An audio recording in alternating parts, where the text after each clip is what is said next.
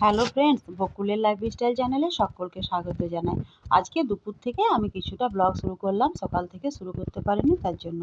তো যাই হোক, দুপুরবেলায় আমাদের এই যে গোপোষণার কাছে একটু গিয়েছিলাম। তো আপনারা সকলে আমাদের গোপোষণাকে দর্শন করে নিন। আমাদের ছোট্টখাট্ট গোপোষণা, খুব বড় কিন্তু সাইজের নয়। তো দেবতা তো দেবতাই হয়, সে ছোট হোক আর বড় হোক, তাই না? তো গোপোষণাকে দুজন আছেন এখানে। সোয়েটারও পরানো হয়েছে, যেহেতু শীতকাল আমাদের ঠান্ডা লাগছে, তো আমাদের গোপোষণারও তো ঠান্ডা লেগে থাকবে। তো এখন মকর সংক্রান্তি কয়েকদিন পরেই। তো আমাদের বাড়িতে আগেই মকর সংক্রান্তি শুরু হয়ে যায়। এই যে খোয়া, তিল, এই সকলের ব্যবস্থাটা আগেই হয়। তো আজকে খোয়াটা এনেছিল, তো এটাকে চাচি বানিয়ে নিলাম চিনি দিয়ে। আমরা কিন্তু এটাকে চাচিয়েই বলে থাকি, আমাদের গ্রাম অঞ্চলেও বলে, বা আমরাও সেই মায়ের কাছ থেকে সেই ভাষাটাই শুনে রেখেছি। তো এখন থেকে মকর সংক্রান্তি তোড়জোড় শুরু হয়ে গেছে, বলছে এটা রিয়েল খোয়া আছে, তো আজকে কিনে নিয়ে এলো। জানি না কি দাম বা কোথার থেকে এনেছে। তো আমি এটাকে বানিয়ে নিলাম, বানিয়ে রেখে দিলে একটা কাজ ছুটি হয়ে যায়। হাফ কিলোর মতো ছিল, আর 250 মতো এখানে চিনি দিলাম।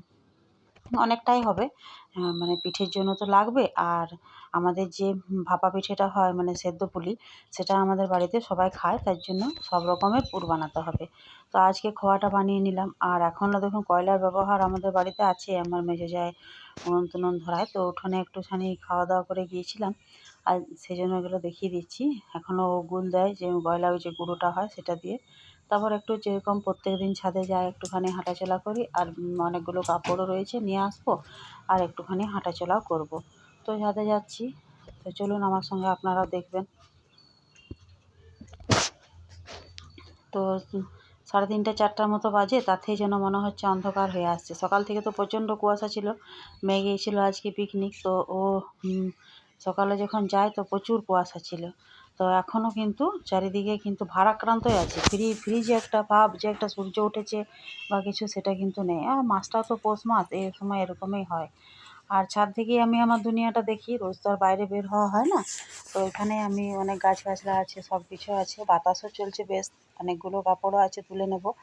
আর এখানে অনেকগুলো পায়রা এধার থেকে এধার ঘোরাঘুরি করছিল।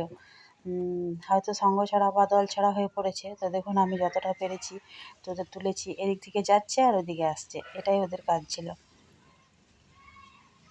একদল। আর পায়রা তো খুব ভীরু জাতীয় প্রাণী, ওরা কিন্তু সবসময় দল বেঁধেই যাওয়া আসা করে। তো এদিক থেকে ওদিক যাচ্ছে, ওদিক থেকে এদিকে যাচ্ছে। কী জানি কী উদ্দেশ্য বা কেনই বা ওরকম করছে, হয়তো কোনো কিছু ভয়ের কিছু দেখেছে, বা কোথাও হয়তো আটকাবে বা দাঁড়াবে।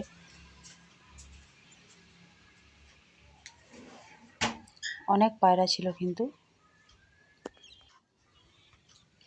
আর এখানে একটা পাখি বসে আছে, একাই বসে আছে সঙ্গীহারা হয়ে। আর এই গাছেও দেখুন দুটো পাখি বসে আছে। তো ছাদ থেকে দেখুন কত আমাদের দেখা যায়, কত গাছগাছালি, কত পশু, মানে পশু পাখি বলতে পশুটা দেখা যায় না, হয়তো কুকুর আর গরু ছাগল এগুলোও দেখতে পাবো, কিন্তু পাখি সবসময় বিভিন্ন রকমের দেখা যায়। এরা দুজন অনেকক্ষণ থেকে বসে আছে, একটু দূরে আছে তো তাই ছোট ছোট আসছে। পাখির সাইজগুলো বেশ বড়ই ছিল। আর অত দূর তো আর ক্যামেরাটা বেশ ভালো করে ফোকাস হয় না। তারপর ছাদ থেকে একটু রুমে এলাম, তো একটুখানি মেয়ে করে দেয় কাজগুলো। তো বিছানা টিছানা পরিষ্কার করে দিচ্ছে, ঝেড়ে দিচ্ছে। তো তারপর আমি চুল টুল আঁচড়ে আর নিচে নামবো, রাত্রের খাবারটা করব। বিকেলের মধ্যে করে নিই রাত্রের খাবারটা। তো খোয়াটা ঠান্ডা হওয়ার পর আমি একটা পাত্রে এখানে ঢেলে নিয়েছি। তো আজকের ভিডিও এই পর্যন্তই।